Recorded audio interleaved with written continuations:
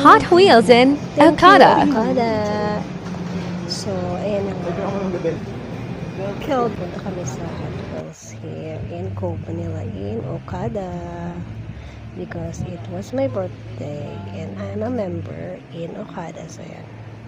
I got a chance again to witness and experience Hot Wheels.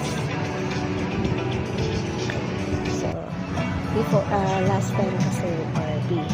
Feel ngayon naman Hot Wheels.